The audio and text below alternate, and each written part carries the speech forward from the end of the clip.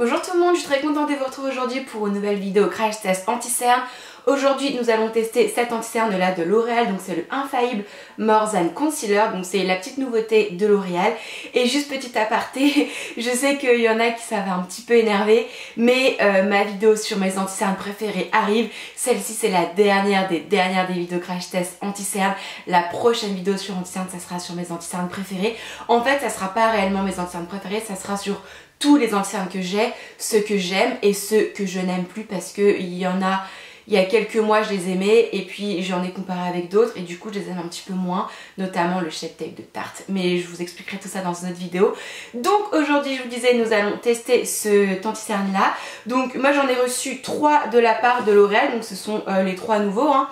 Enfin les 3 nouveaux, la nouveauté anti-cerne. Donc j'ai reçu en 3 teintes. J'ai reçu une teinte très claire, j'ai reçu une teinte moyenne et une teinte qui pour le coup va être trop foncée. En termes de description, voilà ce que promet la marque.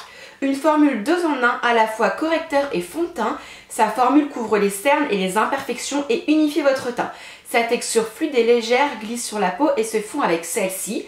Un résultat infaillible 24 heures, sa formule couvrante mais modulable offre un résultat naturel et longue tenue. Convient à tout type de peau, il existe en 25 teintes. Alors, bon, il faut pas le prendre comme un fond de teint, mais en fait plus comme un correcteur anti-cerne.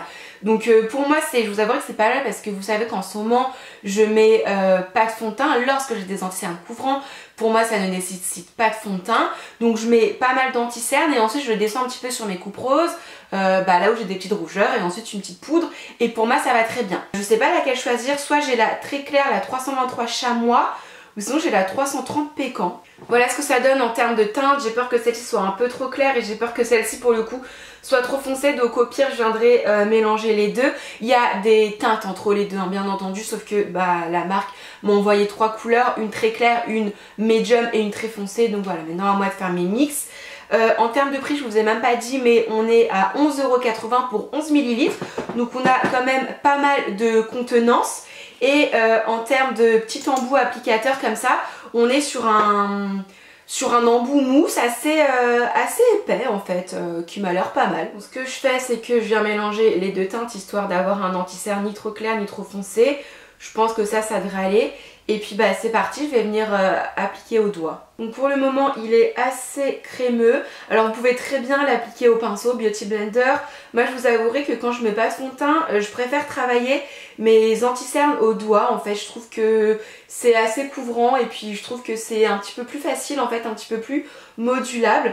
Bon alors pour l'instant en termes d'application ça a l'air d'aller. Il est un petit peu épais mais il camoufle pas mal.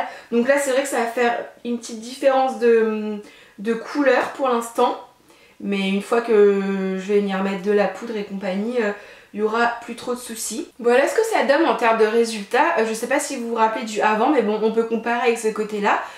Franchement j'ai pas mal de couvrance et j'ai pas mis énormément de produits hein. Franchement j'aime beaucoup, c'est assez crémeux, ça se travaille assez bien.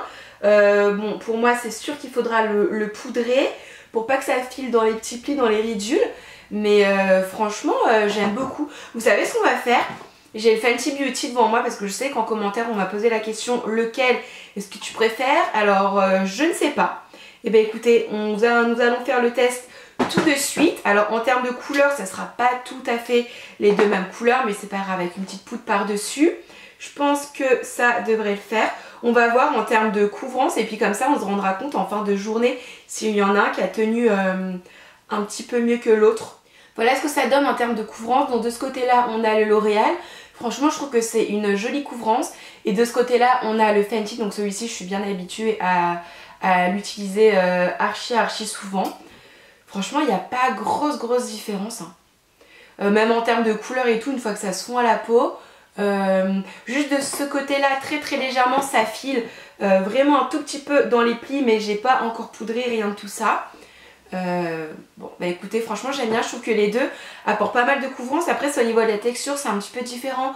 Le Fenty a tendance à sécher un petit peu plus rapidement et le L'Oréal a tendance à être un petit peu plus crémeux, mais clairement en termes de résultats pour l'instant je vois pas grande différence.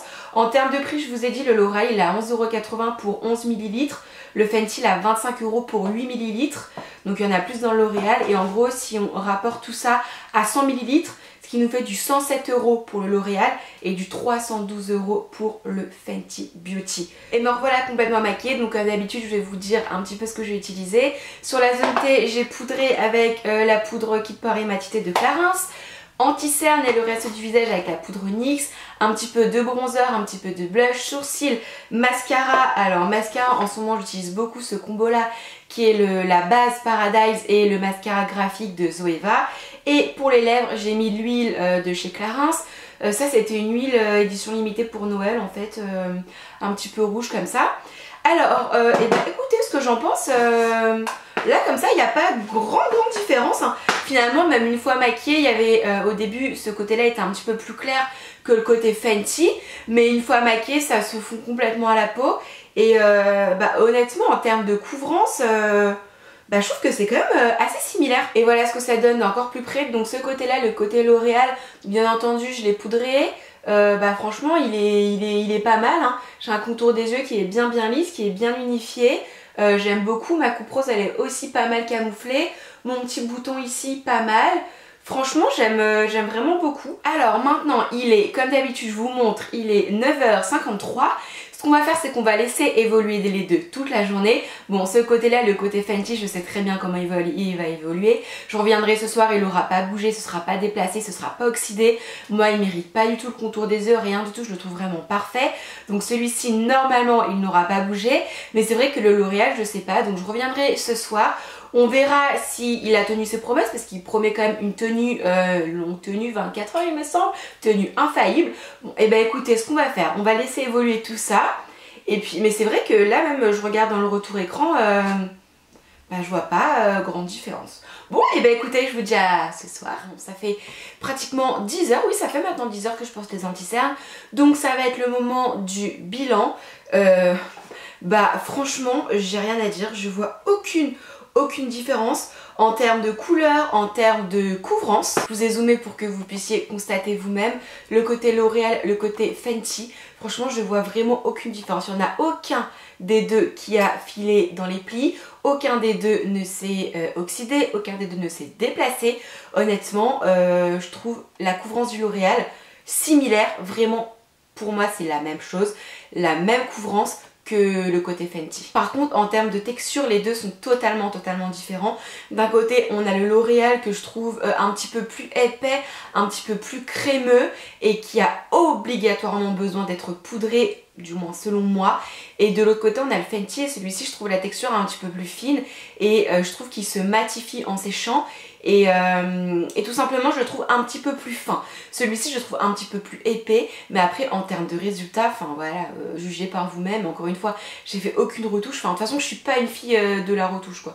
Une fois que je me maquille, je reste comme ça jusqu'au soir, aucune retouche, jamais. Et voilà.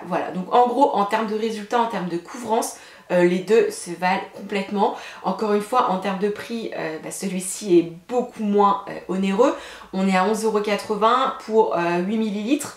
Et non, 11 ml et celui-ci on est à 25 € pour 8 ml. Donc plus de quantité et moins cher pour un résultat similaire. J'espère vous avoir aidé. Maintenant sachez que ma prochaine vidéo sur les anti-cernes, je vais sortir tous mes anti-cernes des tiroirs, on va tous les essayer ensemble. Et je vous dirai ce que j'aime, comment j'aime les porter, comment j'aime les utiliser et surtout pourquoi il y en a certains que je n'aime plus. Et puis voilà, en attendant une prochaine vidéo, moi je vous embrasse très fort et je vous dis à très vite. Bye!